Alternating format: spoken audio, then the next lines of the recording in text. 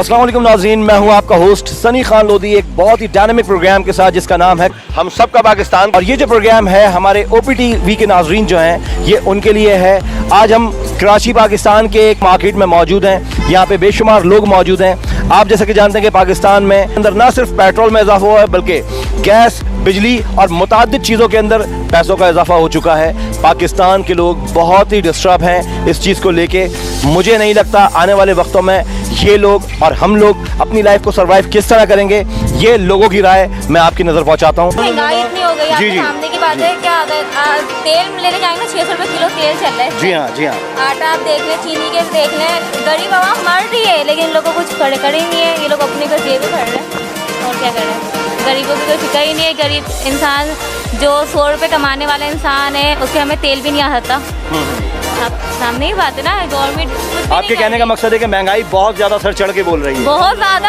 Aunty आप बताएं, महंगाई का जो बुरहान हम पे टूटा है उस हवाले से आप क्या कहना चाहेंगी? हमारे OPTV के नाज़रीन जो हैं वो इस वक्त देख रहे हैं कि पाकिस्तान की क्या सूरत हाल है। भाई गरीब जो है वो तो मजीद जो है गरीब होता चला जा रहा है, अमीर मजीद अमीर से अमीर होता चला जा रहा है। बिल्कुल ऐसे ही। ठीक है, हमारे मुंह से निवाला इन्होंने छीना है, गरीब के मुंह से निवाला छीना है। जी हाँ। अमीर का कुछ नहीं बिगाड़ रहा है। जो चीज़ जितनी महंगी उस पर उतना ही रश है। जी जी। फिर कहते हैं महंगाई महंगाई महंगाई। सही बात। भाई उस चीज़ को लेना छोड़ दो।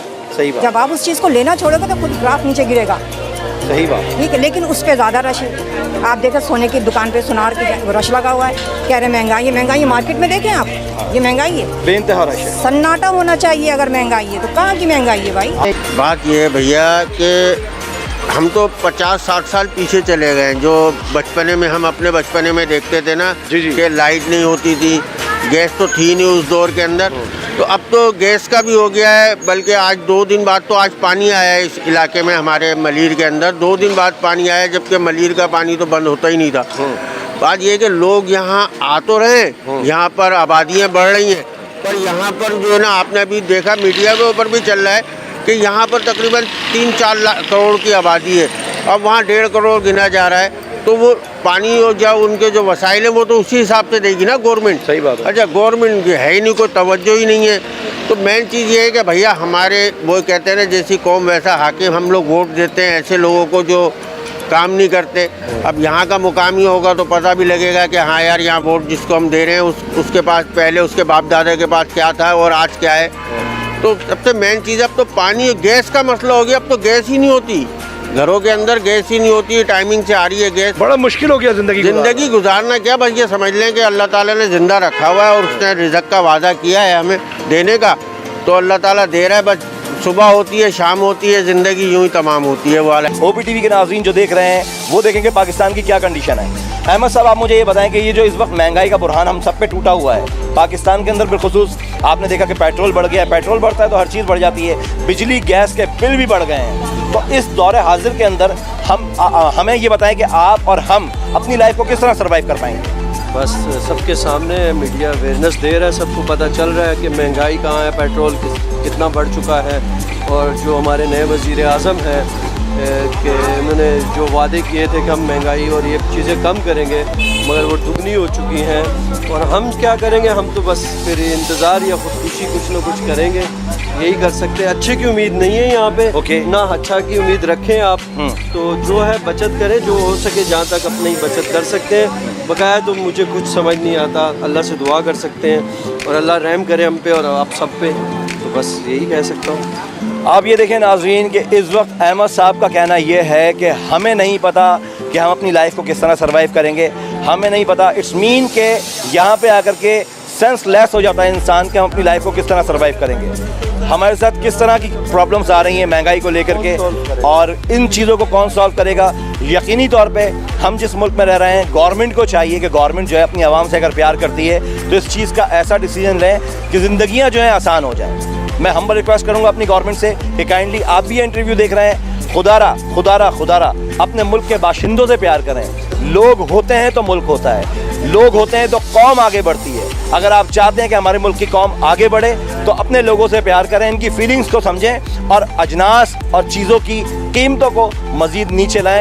मैं सवाल से ये कहूँगा, पहली बात तो ये है कि जो एक बंदा दिहाड़ीदार मजदूर जिसकी दिहाड़ी 800 रुपये जो कमाता है, वो एक बिल जो मामूली जो बिल होता है वो होता है 1500 से 2000। अभी फ़िलहाल जो बिल आता है वो आता है 8000, 10000, 12000। जो दिहाड़ीदार मजदूर जो किराए पे रहता है वो तो वैसे ही मर जाता है। और दूसरा बात यह है कि आपके सामने इतनी महंगाई हो रही है और हमारी जो गवर्नमेंट है, पाकिस्तान की गवर्नमेंट, ये आवाम के ऊपर जुल्म कर रही है और ये जुल्म ढा रही है। तो ऐसा करना सही नहीं है और आवाम के साथ मिल के चलना बिल्कुल सही है, क्योंकि आवाम बेचारी कहाँ जाएगी, उसको सारी उम्मीदें पाकिस्तान से। हमारा पाकिस्तान बहुत अच्छा है, मगर पाकिस्तान को जो चला रहे हैं वो सिस्टम उनका सही नहीं है।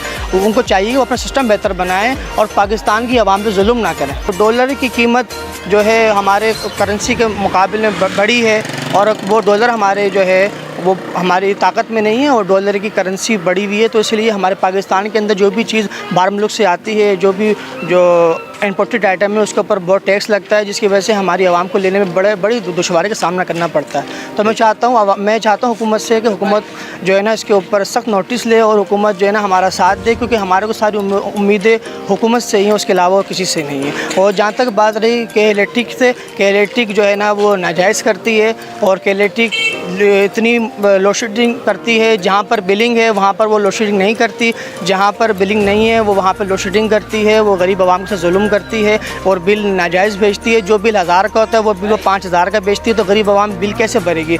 वो अगर जायज़ तरीके से बिल भेजेगी तो हर एक बंदा, हर एक शहरी बिल भरने के लिए वो काबिल होगा। एक बंदा जिसकी सैलरी कम है वो कहाँ से भरेगा? जो 15-20 या 24,000 सैलरी कमाने वाला बंदा मकान का किराया दे, बिजली का बिल भरे या वो खाए, आप बताओ वो क्या करे?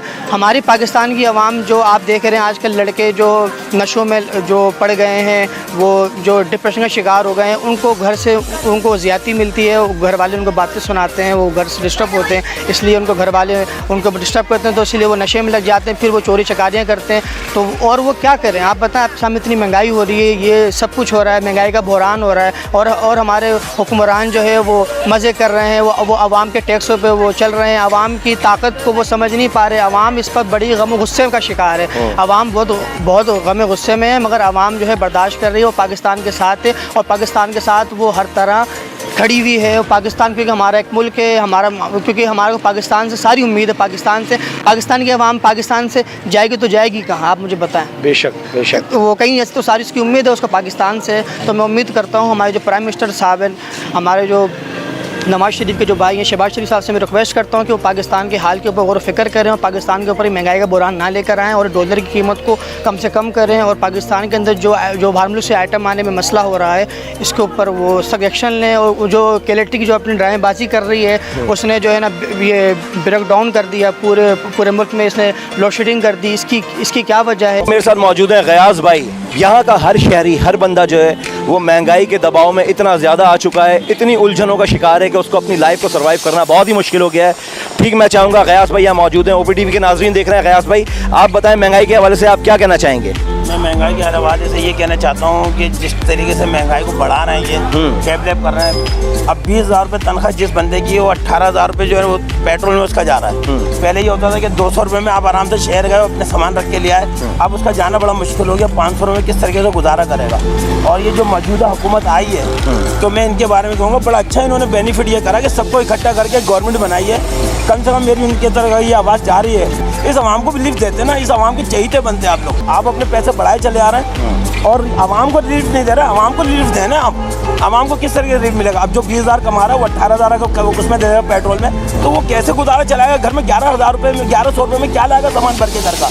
जी हाँ नाज़रीन, जैसे कि आप लोग देख रहे हैं कि गयास भाई ने अभी अपनी फीलिंग्स शेयर की हैं और मैं ये समझता हूँ कि हर हलाल कमाने वाला, रिस्क के हलाल कमाने वाला जो है उसकी यही हालत है, यही कंडीशन है। वो लोग जो 18 से 20,000 रुपये की तनख्वाह पे जॉब कर रहे हैं और रेंट के मकान में रहते हैं, वो अपनी लाइफ को किस तरह सर्वाइव करेंगे?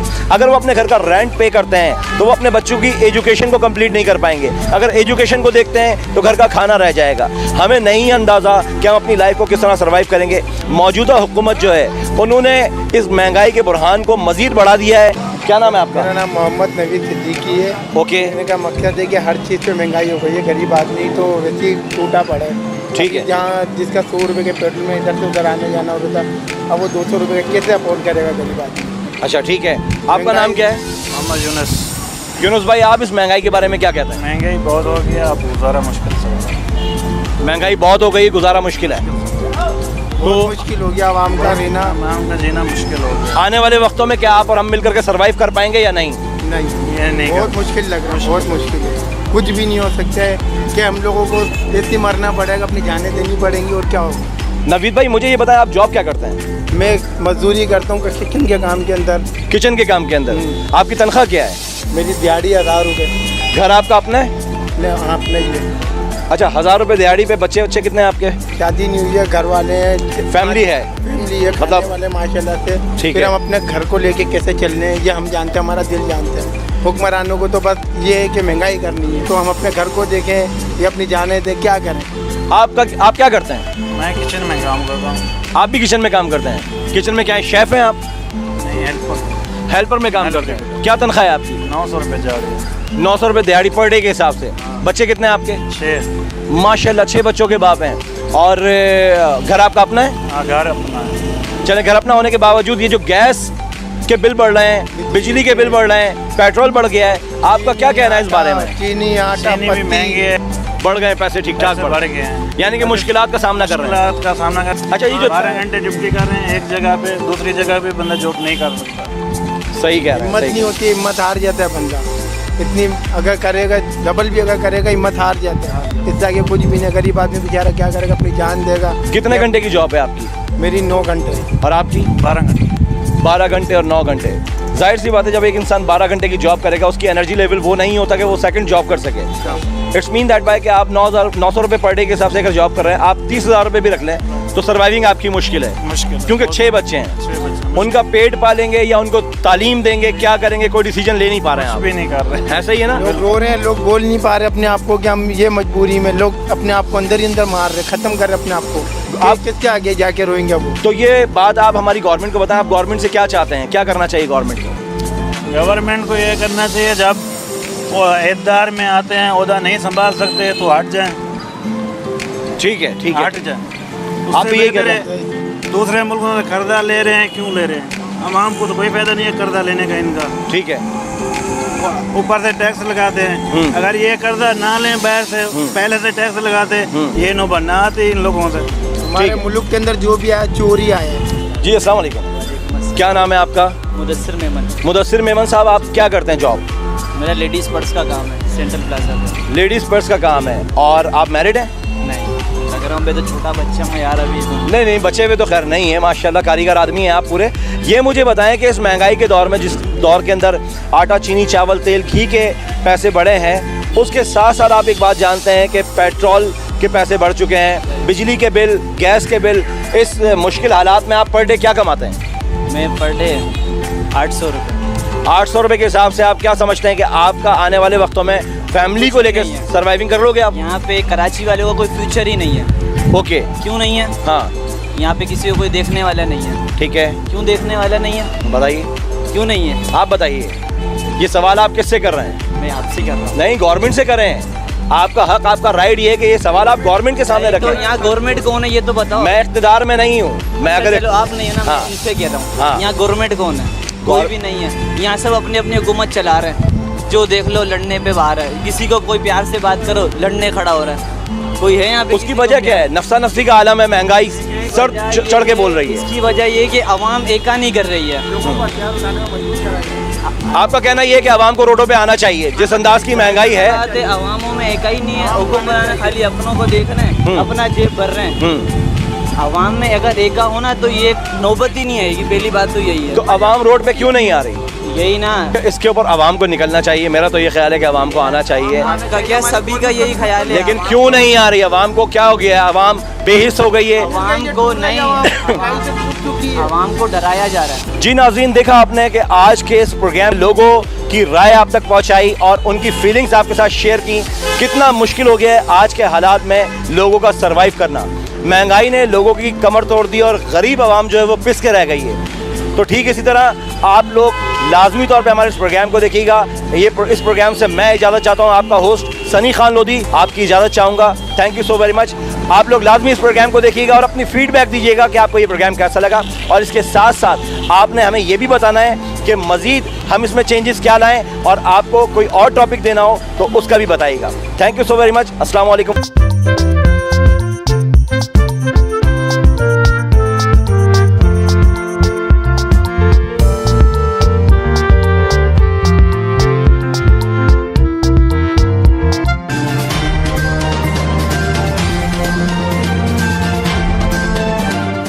Assalamu alaikum नाज़रीन, my name is Waqar Khan. I'm the CEO and the executive producer of OPTV Global. आप देख रहे हैं OPTV Global।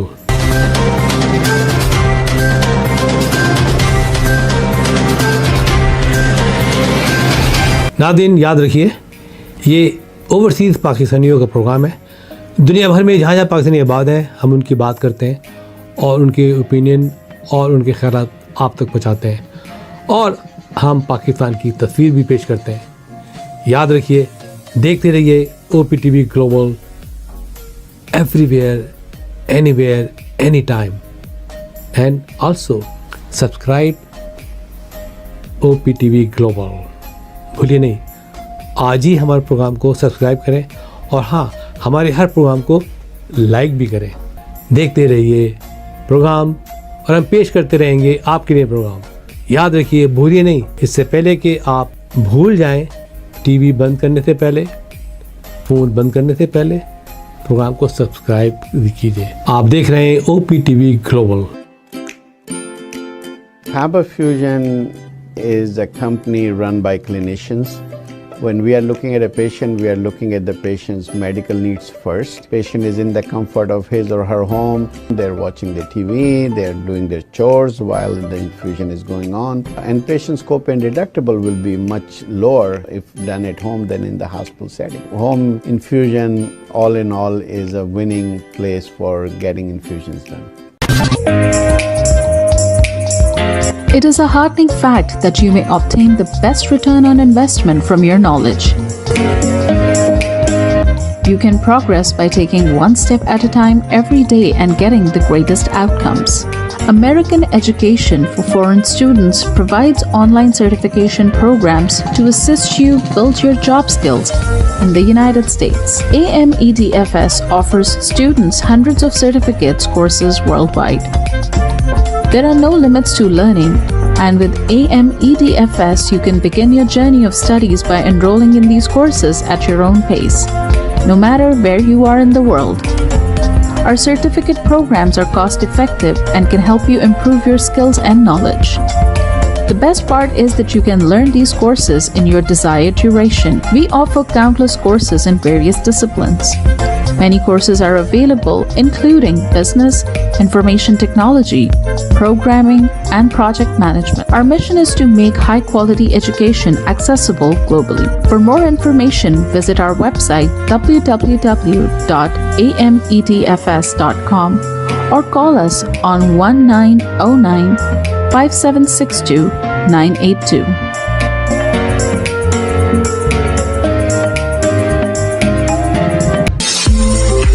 OPTV is now available on Roku. Please tune in to Roku.